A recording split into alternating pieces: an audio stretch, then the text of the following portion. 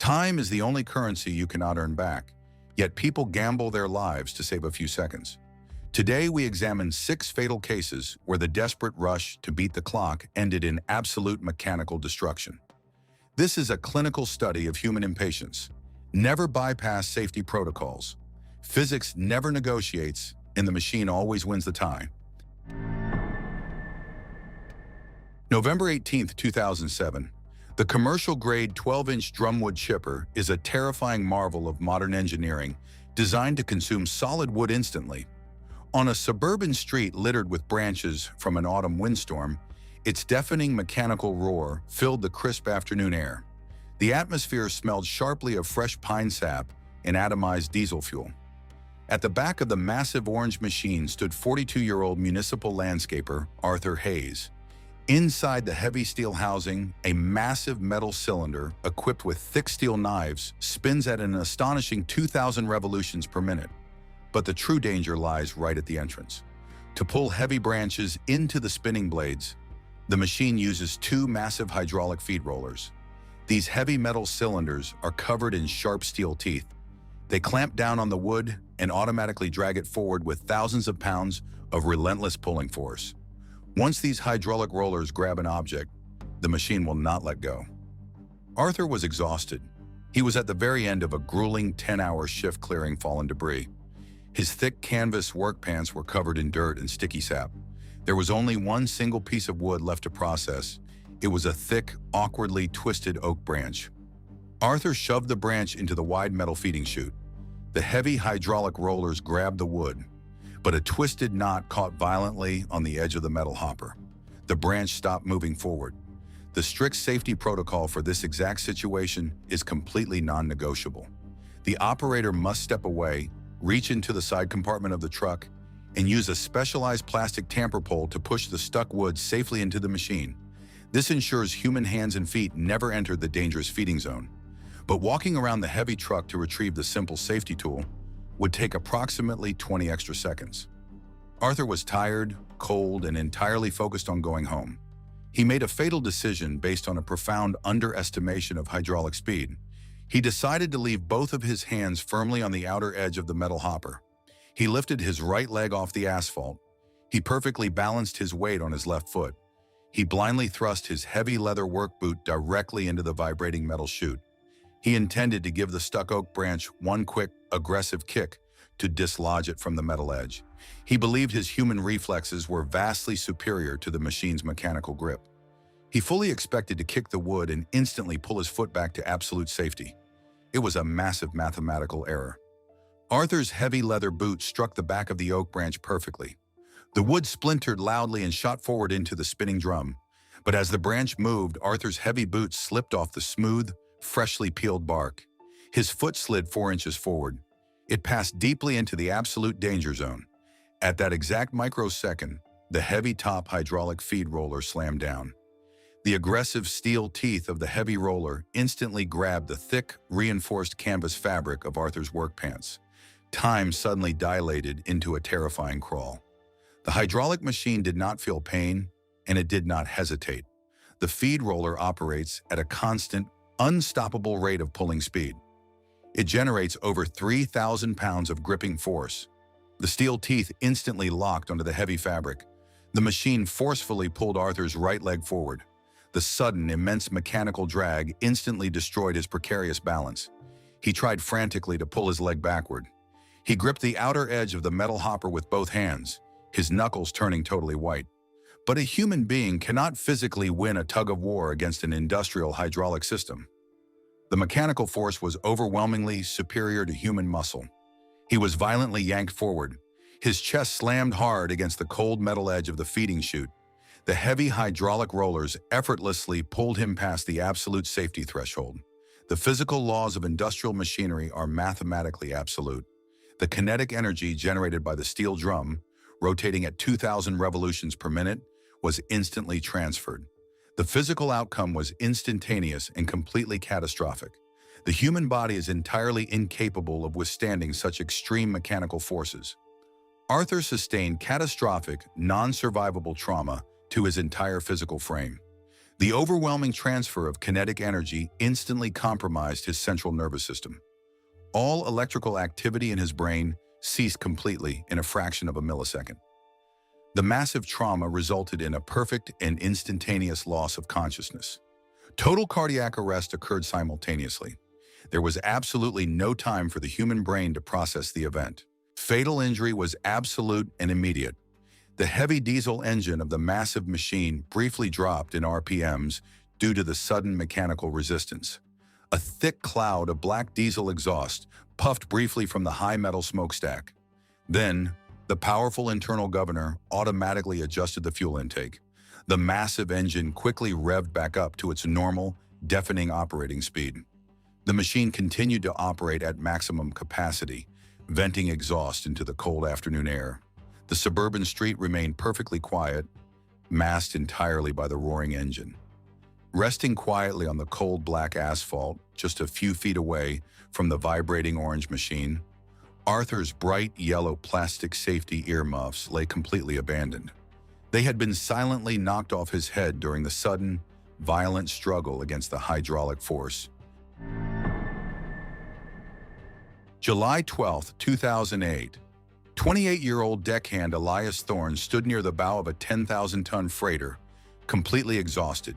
He was fighting a growing wind, soaked in freezing sea spray. The commercial cargo port around him was loud with industrial grinding and raw weather. A violent summer squall was rolling in from the dark ocean. His only goal was to lock this floating mass of steel to the dock before the storm fully hit. The captain was shouting frantic orders over the radio. Urgency clouded Elias's judgment. Securing a ship of this massive magnitude relies on heavy synthetic mooring lines. These are not simple organic ropes. They are thick cables woven from highly engineered polymer fibers. This creates a hidden mechanism of immense danger. These modern ropes are designed to stretch significantly under heavy pressure. They act exactly like colossal rubber bands. When a heavy ship pushes against the water, the line stretches and stores tremendous amounts of kinetic energy. Millions of pounds of force become trapped inside the tension of the woven fibers.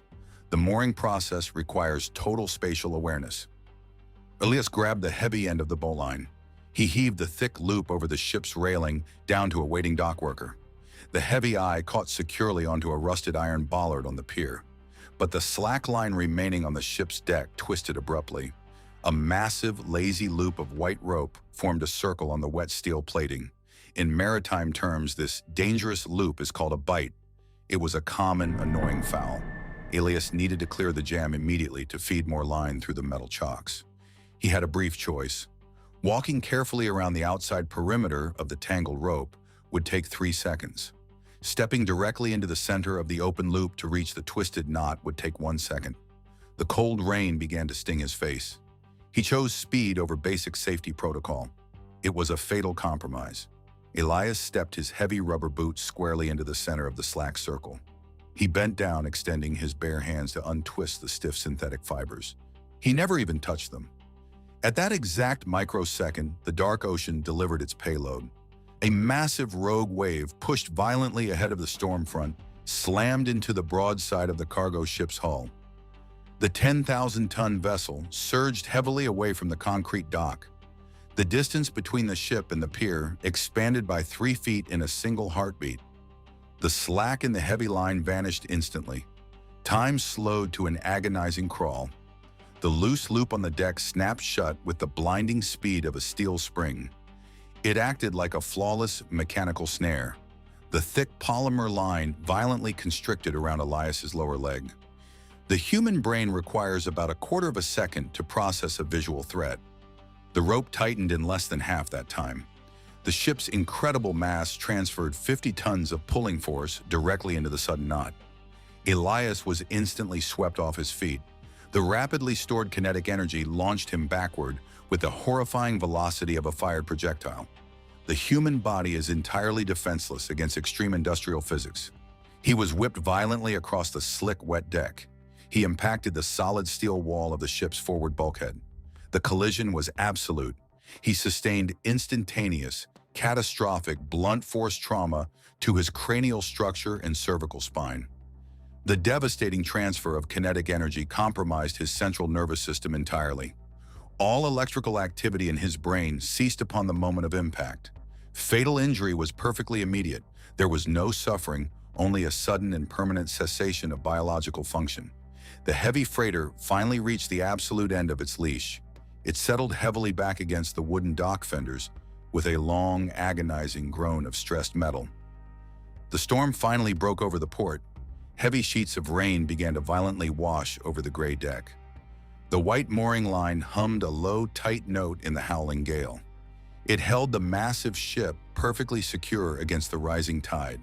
Next to the tightening metal winch, a single heavy yellow rubber boot lay abandoned on the cold, wet steel. The polymer line violently constricted around a line. September 23, 2008. Silo number 7 at the Midland Grain Elevator Complex was a massive steel cylinder holding over 80,000 bushels of harvested corn. The tall structure baked under the hot afternoon sun. Inside, the air was stifling and heavy with the sweet, dusty smell of dry grain.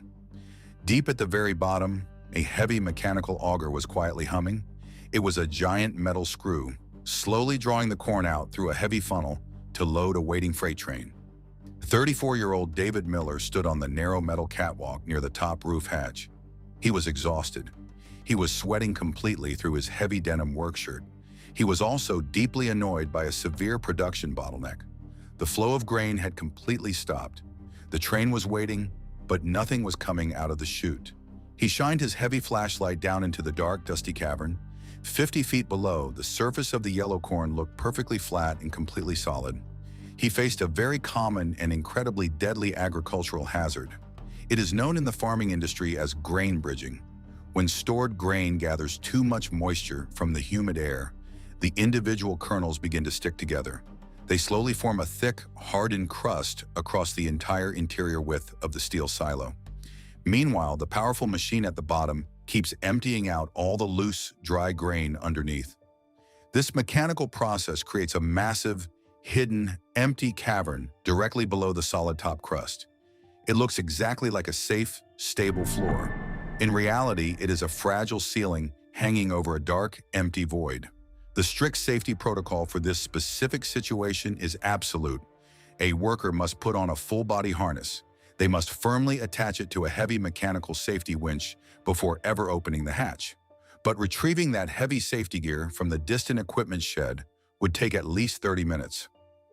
David was nearing the end of a grueling 12-hour shift. He made a fatal calculation based entirely on convenience. He believed he could simply climb down the interior metal ladder. He planned to stand near the edge, quickly poke the crust with a shovel, and get the grain flowing again. He grabbed a long aluminum grain shovel. He descended into the stifling heat of the metal cylinder.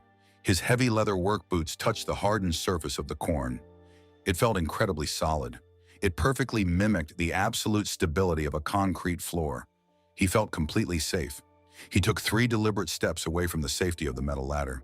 He raised his shovel high into the dusty air. He drove the sharp metal blade directly into the center of the hardened crust. The structural failure of the floor was immediate and absolute.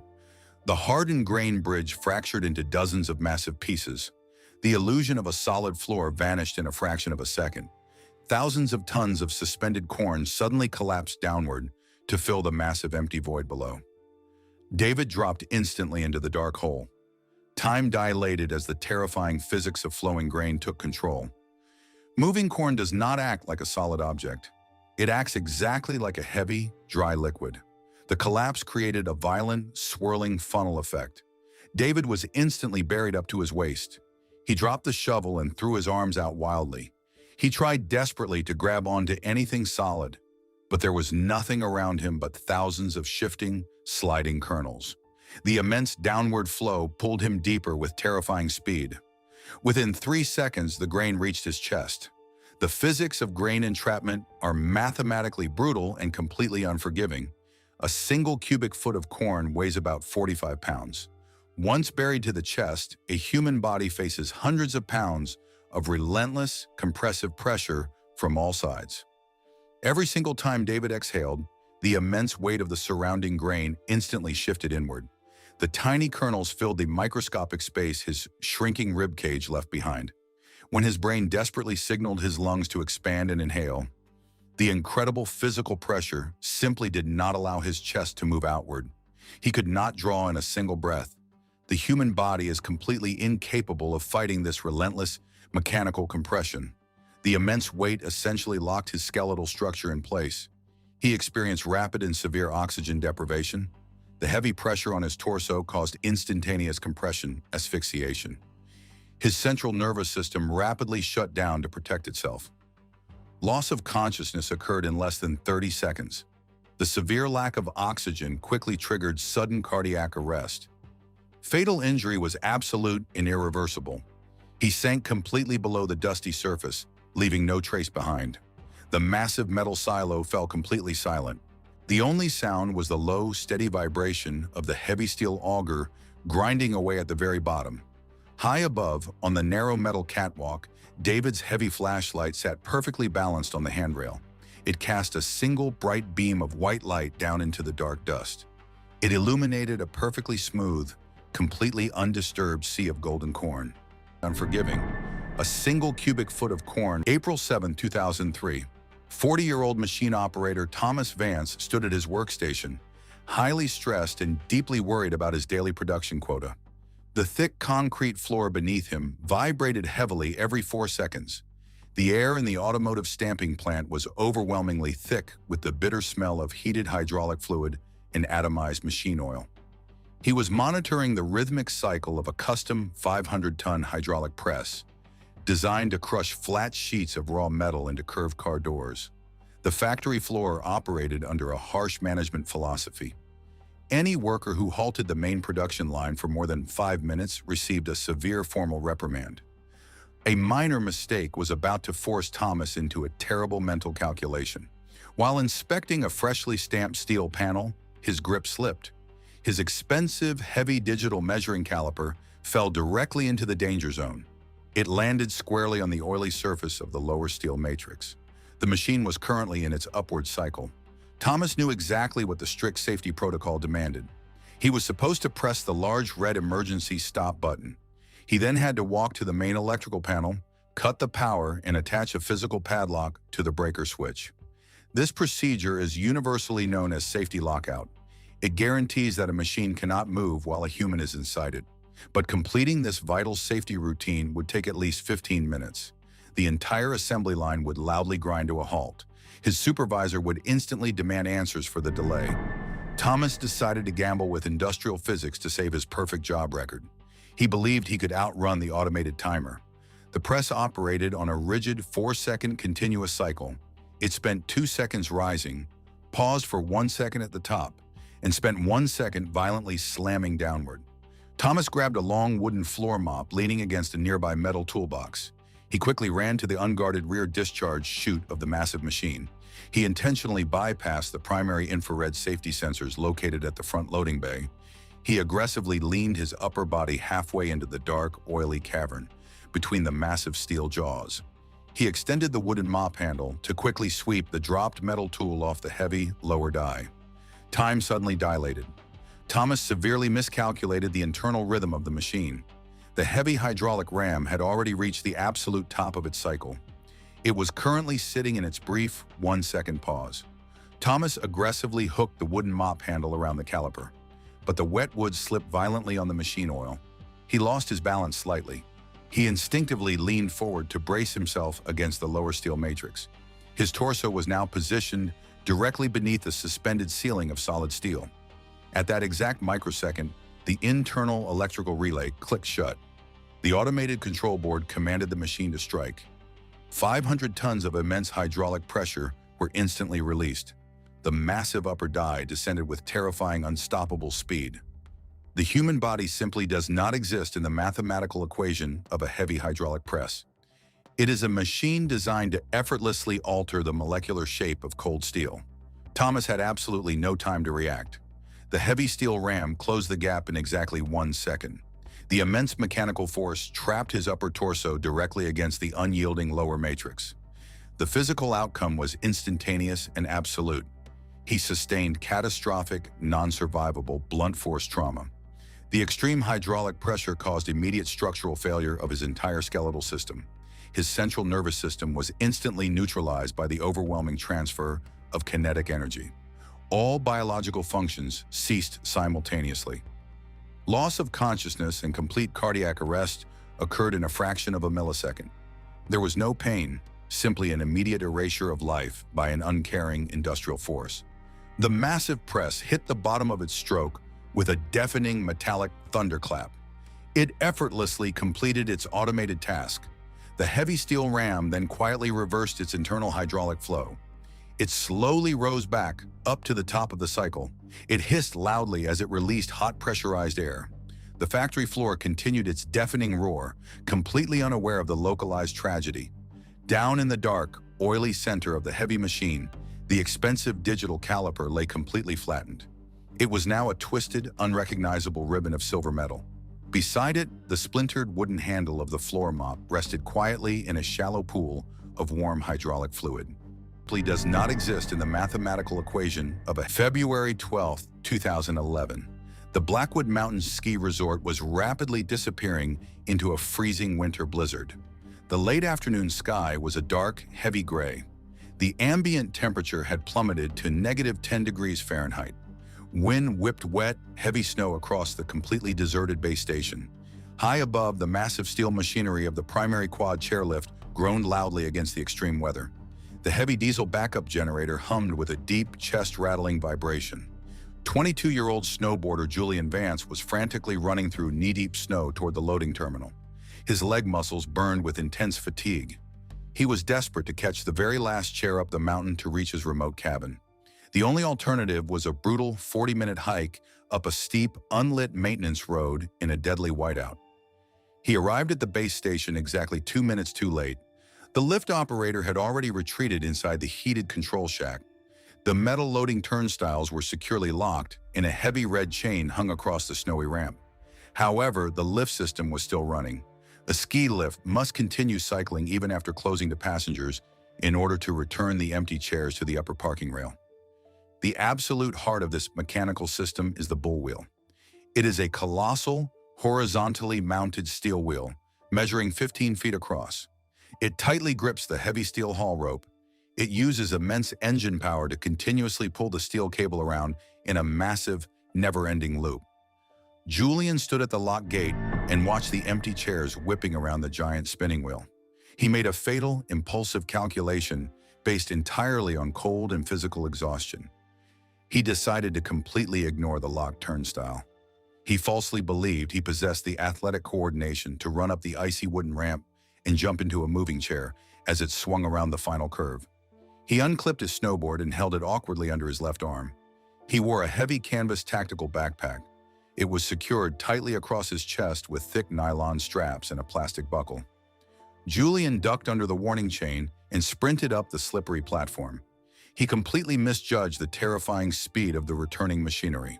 An empty metal chair came swinging wildly around the massive steel wheel. Julian lunged forward, throwing his weight blindly toward the slatted plastic seat. He missed the center of the chair entirely. He slammed hard against the cold metal sidebar. As he slipped backward, the thick top grab handle of the chair hooked directly underneath the reinforced shoulder strap of his backpack. The mechanical grip was instantaneous and flawless. The automated chair did not slow down. Time suddenly dilated into an agonizing crawl. Julian was violently yanked off his feet. He was suddenly suspended in the freezing air, dangling helplessly by his backpack. The immense mechanical torque of the primary drive motor pulled him relentlessly forward. He was dragged directly toward the massive metal housing of the spinning bullwheel. The heavy steel cable was feeding perfectly into the deep groove of the giant wheel. This entry point creates a catastrophic mechanical trap. It is a merciless pinch zone where a moving cable meets a spinning wheel.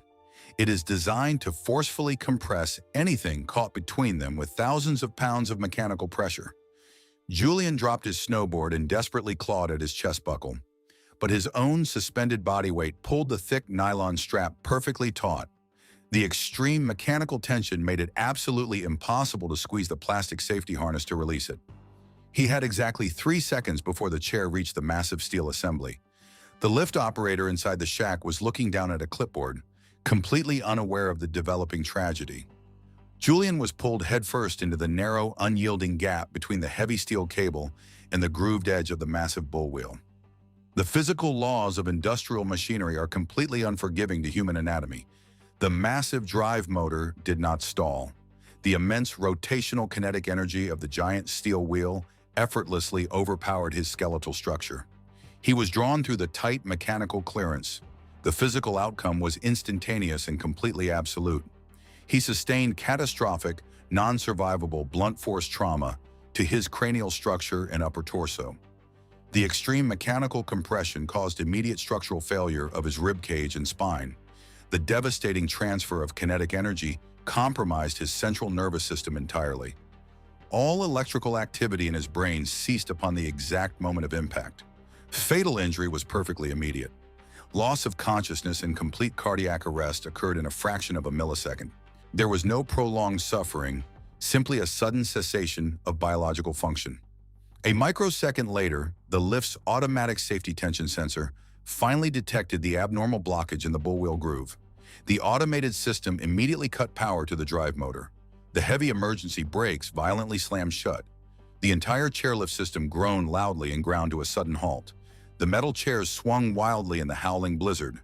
The base station fell into a profound, chilling silence, interrupted only by the whistling wind. Down on the snowy wooden loading platform, Julian's abandoned snowboard rested quietly against the locked metal turnstile. It was slowly being buried by the relentlessly falling snow and the grooved edge of the massive bullwheel. November 14, 2006. The Kingsport Transit platform was a long stretch of damp concrete in flickering fluorescent light. The morning air smelled sharply of cold iron and electrical ozone. It was precisely 8:14. The silver bulk of the morning express train sat idling heavily. Its diesel engines sent a low, steady vibration through the soles of hundreds of waiting shoes. Marcus Hayes was sprinting down the tiled concourse. He was 32, dressed in a heavy wool overcoat and panicking. He had a final round interview downtown at 9 o'clock. Missing this train meant losing the financial opportunity of a decade. His breathing was ragged. His focus was entirely consumed by the illuminated open doors of car number 4. He operated under a fatal assumption. Modern humans expect machines to accommodate them. We are used to elevator doors that politely glide open when a hand blocks their path. But heavy commuter rail systems operate by entirely different engineering rules. The doors on this older Type 4 rail car were driven by a brutal pneumatic system. They used highly pressurized air to force the heavy metal panels together.